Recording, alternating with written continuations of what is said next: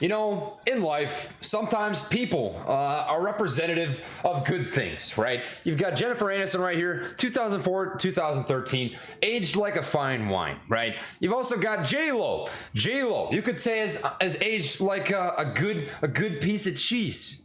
But on the other hand, Ken Griffin, 52 and a half, and 53 years old, has aged like two rats fucking.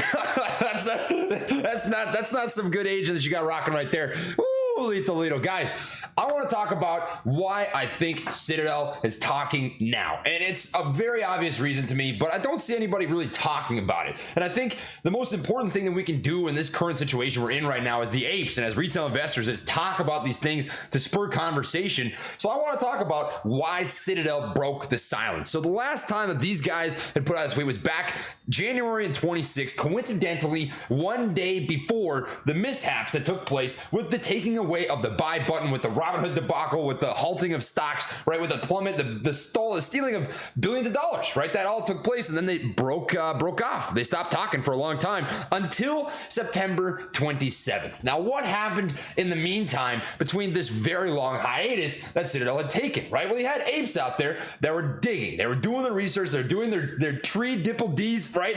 They were digging into the meat and potatoes of AMC and what they think is important and what a catalyst could be to drive the stock price up so that everyone makes some freaking stupid big fat lemon pepper tendies, right? But in the meantime, Citadel did nothing. And what did we all go over in the meantime, right? We talked about naked short selling. We talked about ladder attacks. We talked about infiltration. We talked about a lot of different things that can contribute to price action that is negative for upside, right? For AMC to continue its upward pressure. They didn't say anything. Now think about that realistically for a second. Why in all of this time, when we were talking about naked short selling, we were talking about ladder attacks, we were talking about failure to deliver, we were talking about all these different things that are bad for price action, why did they stay silent? Well, because if you think about this, as sad as it is to say, naked short selling, the practice in and of itself, if it is not used, quote unquote, which they can defend, I can almost guarantee it in court of law, in a malicious way, is legal. They can do that. They can naked short sell if they put the right sort of icing on top of the cake and say, look, no, we naked short sold this stock because we didn't have any supply, right? We had demand, but we didn't have any supply. What do you want us to do, right? You can't tie our hands like that. We had to do it. They can do it as unethical as that is. So they have no reason to defend themselves if they are doing that practice, if they're naked short selling a stock, if they're committing to failure to delivers, right? Unethical, but can be backed up in court of law. Can they back it up? Absolutely it can, because there's always some sort of scenario in which it's legal to do so. But all of a sudden, September 27th, what do you have starting to pop up? People are coming back to the allegations against Robinhood and Citadel being in bed together and kissing each other on the lips. I mean, that's ultimately what it comes down to. And now you get the squeal.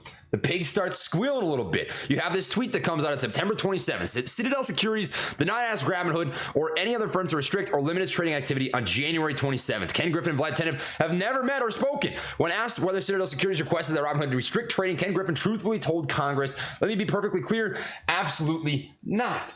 Now why? After all these allegations about naked short selling, about failure to delivers, about infiltration, about coinciding with a lot of the malpractice that takes place in the stock market, have they decided to talk?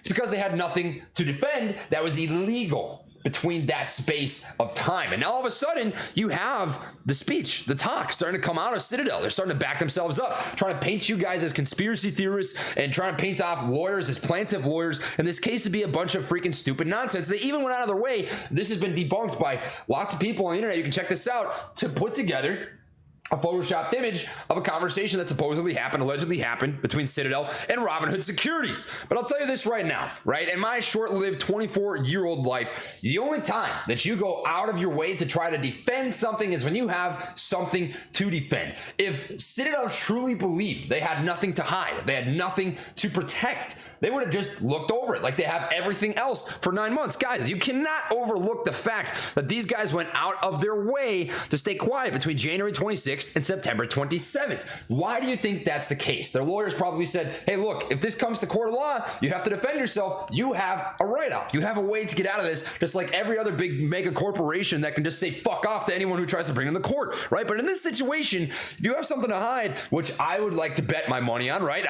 I'm a man that has liked to play blackjack blackjack in the past. I've played money on sports bets.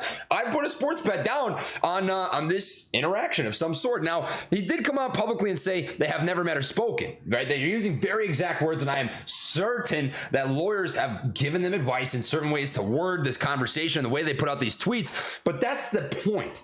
They put out this exact wording detail to try to make it seem as if they've covered their bases, when in reality, I do not think that they have. Now, what is actually going to come of all this? Why even make this video, right? Because I think where we as the apes really need to put our focus is not necessarily on the day-to-day price action. It's not on how many naked shorts are out there. It's why are these naked shorts happening in the first place? What is causing this whole freaking dilemma? Who is the party behind all the damage? Because naked short selling, like I said, in and of itself, you can back it up. There's reasons to think one way or the other that it's okay to do. And these guys, right, could be a party behind that. So we have to have conversations not necessarily about numbers, but who, why, where, when, how. How are these things happening? Is it malicious? Is it nefarious? These are the details that I personally want to see come from all these allegations that are coming towards Citadel Securities and Robinhood and all these big politicians and feds, because I really do think this is so much more interconnected than anybody has even talked about. This conversation had to have been had between multiple people to get to a point where you see billions of dollars